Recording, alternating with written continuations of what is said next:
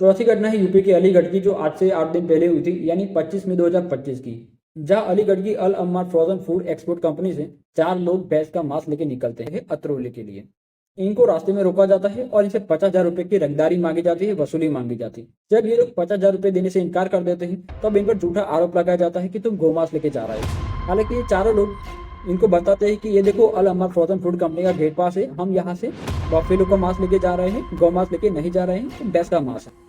ये लोग इनकी बात नहीं मानते, कंपनी का गेट पास है वो भी ये लोग फाड़ देते हैं। अल अमर फ्रोजन फूड एक्सपोर्ट एक बहुत ही बड़ी कंपनी है, जो विदेश में भी मीट एक्सपोर्ट करती है, यानी मांस एक्सपोर्ट करती है, और एक रजिस्टर्ड कंपनी है। और जो ये चारों लोग जा रहे थे, इनके पास भी लाइसेंस है मीट बेचने का। ये लोग हमेशा ही अल अमर फूड फ्रोजन कंपनी से बफेलो का मांस अतरौली में ले जाते हैं और वहां पे रिटेल में बेचते हैं। लेकिन ये दूसरी बार था इन लोगों को रास्ते में रोका गया।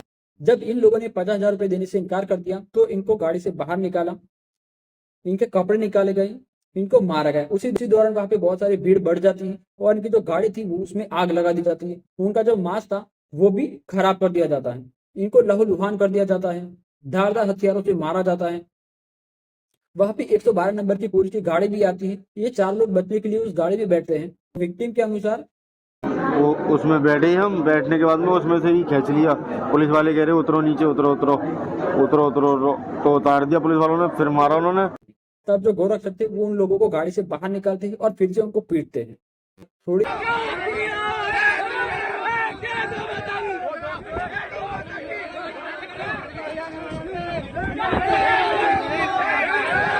देर बाद वहां पे हरदुआगढ़ की पुलिस पहुंचती है और वो इनको बचाती है। और विक्टिम खुद ये कहते हैं कि अगर हरदुआगढ़ की पुलिस वहां पे ना आती तो हम मर जाते। उन लोगों का बहुत ही एहसान है हम पर। पुलिस वहां पे जो मांस था उसका सैंपल लैब में भेजती है और लैब में से ये रिपोर्ट आती है कि ये गौ मांस नहीं है, ये भैंस का मांस है, बफेलो का मांस है। विक्टिम के पिता सलीम एफआईआर में दर्ज करवाते हैं कि विश्व हिंदू परिषद के नेता राजकुमार मौर्य और बीजेपी के नेता अर्जुन सिंह और शिवम सिंह, कई अन्य लोगों ने 50,000 रुपए की वसूली की। अंदर गाड़ी के अंदर जो कैश था वो भी लूट लिया और जो मोबाइल था वो भी लूट लिया। आज भी आर्यन मिश्रा के जो पिता का सवाल था वो वही का वही है। मोदी गवर्नमेंट ने इन लोगों को जो अधिकार दिया है गौ रक्षा के नाम पे गोली चलाने का, वो क्यों दिया? पैसों की वसूली करने के लिए, रंगदारी करने के लिए मुसलमानों को टारगेट किया जाता है। जब ये लोग रंगदारी पैसा देने से इनकार कर देते हैं तो इन पर आरोप लगाया जाता है। जो लैब से रिपोर्ट में आई उसमें स्पष्ट रूप से कहा गया कि ये गौ मांस नहीं है बल्कि बफेलो का मांस है। और कंपनी का जो गेट पास था उसपे भी लिखा गया था कि ये बफेलो मांस है।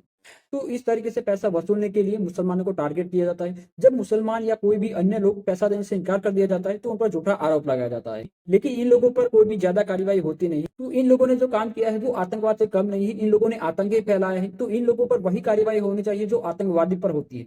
इस फर्जी वसूली और रंगदारी का धंधा शिकार सिर्फ मुसलमान नहीं हो रहे हैं बल्कि हिंदू मुस्लिम दोनों हो रहे हैं।